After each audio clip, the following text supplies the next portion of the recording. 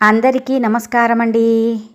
తెలుగు కథల సంపుటికి స్వాగతం. నా పేరు శ్వేత. ఈరోజు మనం చెప్పుకోబోయే కథ, తండ్రి నెంబర్ నుంచి అర్ధరాత్రి అమెరికాలో ఉన్న కూతురికి ఫోన్ వచ్చింది. మీ నాన్న చనిపోయారమ్మా, వీలైనంత త్వరగా రండి అన్న ఒక్క మాటే ఆమెకు వినిపించింది. తల్లి చనిపోయాక తమ వద్దకు రమ్మన్నా రాని నాన్నను తలుచుకొని ఆమె బాధపడుతూనే ఉంది. దిక్కు మొక్కు లేకుండా అనాథ శవంలా నాన్న పార్థివ దేహం ఉండి ఉంటుందని రోదిస్తూనే ఉంది. ఆ ఆలోచనలతోనే అమెరికా నుంచి సొంతూరికొచ్చింది. కానీ అక్కడ కనిపించిన దృశ్యం చూసి ఆవిడ అవాక్కయ్యింది. ఇంతకీ ఏం జరిగిందో ఈ కథలో మనం చూద్దామండి. కథ పేరు మాటల మనిషి. రచించిన వారు ఈతకోట సుబ్బారావు గారు. కథలోనికి వెళ్లే ముందు మన ఛానల్ని మొదటిసారిగా చూస్తున్నవారైతే సబ్స్క్రైబ్ చేసుకోవడం మర్చిపోకండి. కథను పూర్తిగా విన్న తర్వాత లైక్ చేయడం, షేర్ చేయటం అస్సలు మర్చిపోవద్దండి. ఇంకెందుకండి ఆలస్యం, కథలోనికి వెళ్ళిపోదాం. లాన్లో ఉయ్యాలలో కూర్చొని ల్యాప్టాప్ తెరిచి ఓవైపు మెయిల్స్ చెక్ చేస్తున్నా, మరోవైపు మాత్రం నా చూపు ఎదురింటి నేపాలీ జంట మీదనే ఉంది. చాలాసేపటి నుంచి నేను వాళ్ళనే గమనిస్తున్నాను. ఆ అంకుల్ వాళ్ళావిడకు పూలు కోసిస్తూ ఏవేవో కబుర్లు చెప్తుంటే ఆమె ఎంతో అందంగా నవ్వుతూ ఆ పూలను అందుకుంటుంది. చూడ్డానికి ఆ దృశ్యం ఎంత ముచ్చటగా ఉందో. ఈరోజే కాదు, బయటికొస్తే చాలు నాకు తెలియకుండానే నేను వాళ్ళింటి వైపు దృష్టి సారిస్తాను. వాళ్ళని చూస్తే ఎవ్వరికైనా చూడచక్కని జంట అనిపిస్తుంది. ఆ ఇంటిని బయట నుండి చూస్తేనే ఇద్దరి అభిరుచి ఎంత గొప్పగా ఉందో ఇట్టే తెలిసిపోతుంది. ఆ ఇంటి కాంపౌండ్ వాల్ నేమ్ ప్లేట్పై కూడా వాళ్ళిద్దరి పేర్లు అందంగా ఇంగ్లీష్లో చెక్కి ఉంటాయి. ఈ వయసులో కూడా కలకలలాడుతూ, పక్షులకు గింజలేస్తూనో, గార్డెనింగ్ చేస్తూనో, పేపర్ చదువుతూనో, సరదాగా కబుర్లు చెప్పుకుంటూనో కనిపిస్తూ ఉంటారు. ఆ అంకుల్ వయసు దగ్గరగా మా నాన్నగారి వయసే ఉంటుంది. ఆయన్ను చూస్తే ఏదో పెద్ద హోదాలోనే పనిచేసి రిటైర్ అయినట్లుగా అనిపిస్తుంది. పరిచయం లేకున్నా ఎందుకో వాళ్ళంటే ఏదో తెలియని అభిమానం ఏర్పడింది. ఎప్పుడైనా నేను ఎదురుపడితే జస్ట్ ఒక చిన్న స్మైల్తో నన్ను విష్ చేస్తారు. నేను అంతే. అసలే నాకు కలివిడితనం లేదు. హాయ్ అంటే హాయ్ అంతే.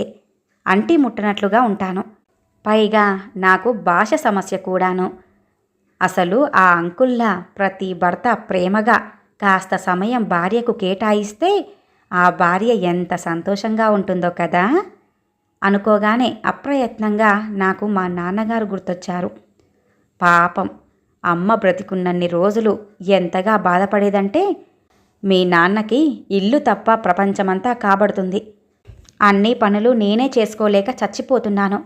కాసేపన్నా ఇంటి పట్టున అస్సలుండడే అని తెగ బాధపడేది. నిజమే, నాన్న మాతో ఇంట్లో కాసేపు కూడా సరదాగా గడిపిన క్షణాలే లేవు. నాన్న చేసేది బట్టల కొట్టులో చిన్న గుమస్తా ఉద్యోగం. తాతలు సంపాదించిన ఆస్తిపాస్తులు ఏవీ లేవు.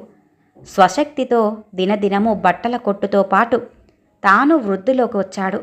నాన్న లాంటి నమ్మకమైన మనిషి దొరకడని వాళ్ళ యజమాని నాన్నను ఎంతో ఆదరంగా ప్రేమగా చూసుకునేవాడు.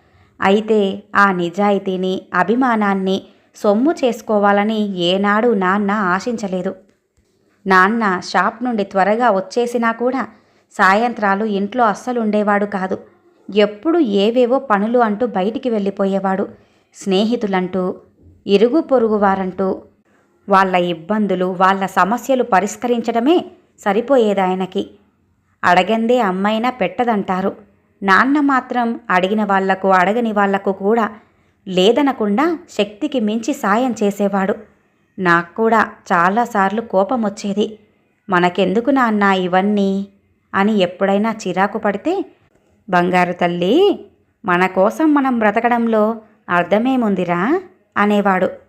చాదస్తం మనిషి అని విసుక్కుంటూ అప్పటికి ఎలాగో సర్ది పెట్టుకునేదాన్ని. ఇంటికి కూడా అస్తమానం ఎవరెవరో వచ్చేవాళ్ళు. నాకు అక్కకి తెగ చిరాగ్గా ఉండేది. నాన్నతో కలిసి బజారుకు వెళ్లాల్సి వస్తే, ఇదిగో నాన్న నన్ను నడి రోడ్లో నిలబెట్టి దారెంట కనిపించే వాళ్ళందరితో కూడా నువ్వు బాతకాని వెయ్యొద్దు. నేనో దాన్ని నీతో ఉన్నానని కొంచెం గుర్తుపెట్టుకో అని ముందే చెప్పేసేదాన్ని. నాన్న అన్నింటికి చల్లగా నవ్వేసేవాడు. కానీ అప్పుడప్పుడు నాన్నని చూసి నా మనసు మాత్రం గర్వపడుతూనే ఉండేది. ఎవరన్నా నాతో మేము ఇవాళ ఇలా ఉన్నామంటే అదంతా మీ నాన్నగారి పుణ్యమేనమ్మా అన్నప్పుడు మాత్రం నాన్నను తలుచుకొని మనసు లోలోన ఉప్పొంగిపోయేది. మళ్ళీ వెంటనే అందర్నీ బాగా చూసుకునే నాన్న ఇంట్లో వాళ్ళని మాత్రం ఎందుకు నిర్లక్ష్యం చేస్తాడు అని అర్థమయ్యేది కాదు. మా చదువులు పూర్తయ్యాక నాన్న పక్కూల్లోనే సంబంధం చూద్దామంటే అమ్మ మాత్రం తెగ గోల చేసింది. ఇద్దరిని పెద్ద పెద్ద చదువులు చదివించి పల్లెటూరి సంబంధాలు చూస్తారా, నేను ఒప్పుకోను అని అరిచేది. మేము అమ్మకు ఒత్తాసు పలికాము. నాన్న ఇక మీదట తన మాట నెగ్గదని తెలిసి మా ప్రకారమే అక్కకు ఇండోర్లో సాఫ్ట్వేర్గా ఉద్యోగం చేసే అబ్బాయిని చూసి ఘనంగా పెళ్లి జరిపించారు. 3 ఏళ్లు తిరిగేసరికి నాకు కూడా అమెరికా సంబంధమే చేశారు. మా అత్తగారితో పాటు అక్క వాళ్ళ అత్తగారు కూడా మీ పెంపకంలో పెరిగిన బంగారు బిడ్డలను మా ఇంటికి కోడళ్ళుగా పంపించారన్నయ్యా, అదే మాకు చాలు, ఇక వేరే ఏ కట్నాలు కానుకలు మాకక్కర్లేదు అని వాళ్ళు నాన్నతో అన్నప్పుడు నేను అక్క ఆశ్చర్యపోయి ఒకరి ముఖాలు ఒకరం చూసుకున్నాము. ఎప్పుడు ఇంట్లో బయట జనాల మధ్య ఉండి ఉండి ఇన్నాళ్ళు చిరాగ్గా ఉండేది కాబట్టి మాకు ఈ ఒంటరి జీవితం బాగానే అనిపించింది. కానీ నాన్న మమ్మల్ని తలుచుకొని ఎప్పుడూ బాధపడేవాడు. మనిషికి మనిషి ఎదురు పడితే మనసారా పలకరించలేని పరాయితనమేందమ్మా అనేవాడు. అమ్మ పోయాక పాపం నాన్న ఒంటరిగా ఉంటున్నాడు అక్కడే. నాన్నను అక్క పెద్దగా పట్టించుకోదు, కానీ నేను తరచూ ఫోన్లు చేస్తూనే ఉంటాను. మాకు ఒక బాబు, వాడంటే నాన్నకు బోలెడంత మమకారం. వాడి ముద్దు ముద్దు మాటలు ఎప్పటికప్పుడు ఫోన్లో వినిపిస్తూనే ఉంటాను. నా దగ్గరికి రమ్మని ఎన్నోసార్లు బతిమాలాను కూడా, కానీ నాన్న సున్నితంగా తిరస్కరించేవాడు. ఆ అద్దాల కాంక్రీటు పంజరాల్లో నేనుండలేనురా తల్లి, నాకు ఇలా మనుషుల్లో ఉండటమే ఇష్టం అనేవాడు నవ్వుతూ. మనవడి కోసం వచ్చినా కూడా పట్టుమని 10 రోజులు కూడా ఉండలేక తిరుగు ప్రయాణమయ్యేవాడు. ఒకరోజు ఉదయం బాబుని ఆడిస్తూనే ఉన్నాను. ఎదురింటి వైపు చూస్తే ఏదో కల తప్పినట్లుగా అనిపించింది. అంతలోనే ఒక అంబులెన్స్ వచ్చి ఎదురింటి ముందు ఆగగానే అందులో నుండి హాస్పిటల్ సిబ్బంది నిర్జీవంగా ఉన్న ఎదురింటి అంకుల్ని కిందకు దించి ఇంట్లోకి తీసుకెళ్లారు. వెనకాలే ఆవిడ కూడా దుఃఖపు సంద్రాన్ని మోస్తూ లోపలికి వెళ్తోంది. గబగబా వెళ్ళి హాస్పిటల్ సిబ్బందిని ఆపి ఏమైందని అడిగాను. హార్ట్ అటాక్ అట. నా మెదడు మొద్దుబారిపోయింది. ఏం చెయ్యాలో తోచక అలా అచేతనంగానే ఉండిపోయాను. ఎవరో కొంతమంది అంకుల్ వాళ్ళింటికి హడావిడిగా రావటంతో తరువాతి తతంగమంతా వెంటనే జరిగిపోయింది. తర్వాతి రోజు వెలవెలబోతున్న ఆ ఇంటివైపు చూస్తే ప్రాణం ఉస్సూరుమంది. ఒక్కసారి ఆవిడను కలిస్తే, ఆవిడ దగ్గరికి వెళ్తే, ఆవిడతో మాట్లాడాలి. కానీ ఏం మాట్లాడను, ఎలా మాట్లాడను? అంత పెద్దావిడకు నేను ధైర్యం చెప్పగలనా? నాలో నేను మదనపడసాగాను. ఇంటివైపు చూస్తే అప్పుడొకరు ఇప్పుడొకరు అలా వచ్చి వెళ్తూ ఉన్నారు. మిగతా సమయమంతా ఒంటరిగానే కనిపిస్తుందావిడ. పాపమావిడ. ఇక అలా ఒంటరిగానే ఉండాలి కదా జీవితాంతం అనుకోగానే వెంటనే నాకు నాన్న గుర్తొచ్చాడు. అవును, నాన్న ఇన్నాళ్ళు ఒంటరిగా అసలెలా ఉన్నాడు? ఇకపై నాన్నను అలా అక్కడ ఊళ్ళో ఒంటరిగా ఉంచకూడదని నిర్ణయించుకున్నాను. ఆ తర్వాత బాబుకి అనుకోకుండా ఫీవర్ రావటంతో అన్ని ఆలోచనలకు తాత్కాలికంగా అడ్డుకట్టపడింది. బాబుని జాగ్రత్తగా చూసుకుంటూ ఉండిపోయాను. నాలోని తల్లి ప్రేమ అన్నింటినీ మరిపించేలా చేసింది కాబోలు. వాడి ధ్యాసలో పడి వారం రోజులుగా నాన్నకు కనీసం ఫోన్ కూడా చేయలేదు. ఒకరోజు అర్ధరాత్రి నాన్న సెల్ నెంబర్ నుండి కాల్. నా మనసెందుకో కీడు శంకించింది. నాన్న ఎప్పుడూ అర్ధరాత్రి పూట డిస్టర్బ్ చేయడని నాకు బాగా తెలుసు. ఫోన్ లిఫ్ట్ చేశాను. అవతలి గొంతు మా పక్కింటి రామయ్య మామయ్యది. విషయం వినగానే కొయ్యబారిపోయాను. నాన్న ఇక లేరనే వార్త నిజం కాకూడదని మనసు గింజుకుంటోంది. ఇండియాకి ఉన్నపలంగా బయలుదేరాము. హైదరాబాదులో దిగి కారులో మా ఊరికి వెళ్తున్నాను. ఎంతకీ తరగని ప్రయాణంలా తోచింది. భారంగా వెనక్కి వాలి కళ్ళు మూసుకున్నాను. అక్క కూడా ఇంకా చేరుకొని ఉండదు. బావ యూరప్ ట్రిప్పులో ఉండటం వల్ల ఒంటరిగా తనే బయలుదేరుతుందట. ఇంటి దగ్గర దృశ్యం ఊహించుకోసాగాను.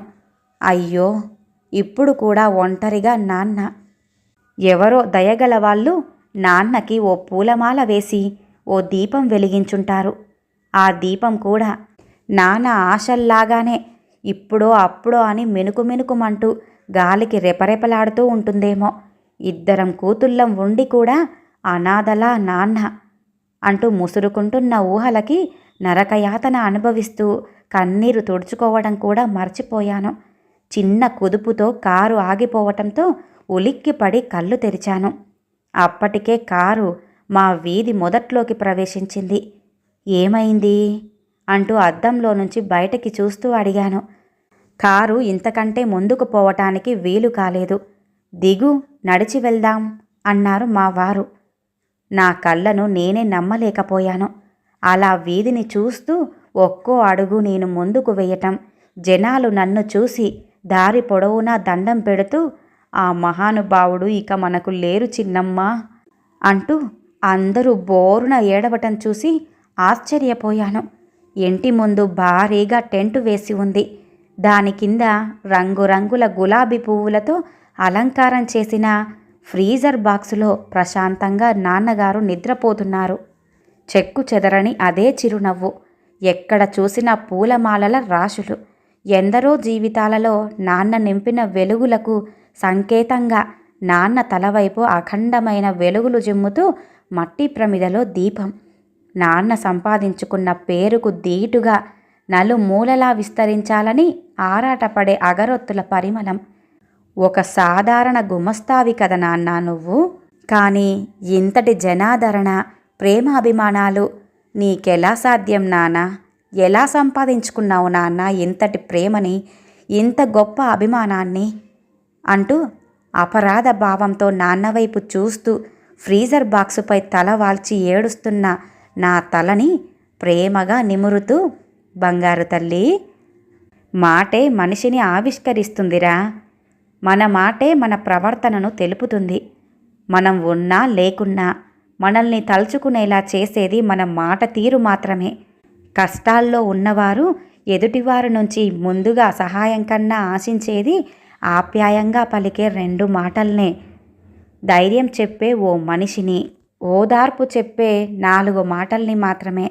మనల్ని పరిపూర్ణ వ్యక్తిగా సమాజంలో నిలిపేది మన మాట తీరేరా తల్లి. నాన్న చెవిలో చెబుతున్నట్లుగా అనిపించింది. నా మనసు ఇప్పుడు ప్రశాంతంగా ఉంది. ఇన్నాళ్ళు నాన్న ఒంటరి అనుకున్నాను. కాదు, నాన్న ఎప్పుడూ ఒంటరివాడు కాదు. ఇంతటి ప్రజాదరణ, ప్రేమ వెంట ఉన్నప్పుడు నాన్న ఎప్పుడూ ఒంటరివాడు కాలేడు కూడా. ఇప్పుడు కూడా ఆ ప్రేమలను, అభిమానాన్ని తన వెంటే తీసుకెళ్తున్నాడు.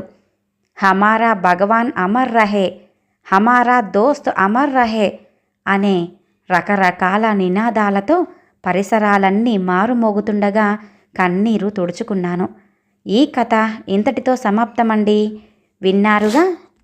ఆ తండ్రి చనిపోతే గాని అతని మంచితనాన్ని తెలుసుకోలేకపోయారు ఆ ఇద్దరి కూతుళ్ళు కూడా. మరి ఈ కథ కనుక మీకు నచ్చినట్లయితే లైక్ చేయండి, షేర్ చేయండి, అలాగే సబ్స్క్రైబ్ చేసుకొని మన ఛానల్ని ఎంకరేజ్ చేయండి. మీ యొక్క విలువైన అభిప్రాయాలను కామెంట్ రూపంలో తెలియజేయండి. ఇంత మంచి కథను మనకు అందజేసిన ఈతకోట సుబ్బారావు గారికి ధన్యవాదాలు తెలియజేసుకుంటున్నానండి. మరొక మంచి కథతో మళ్ళీ కలుద్దామండి. నమస్కారం.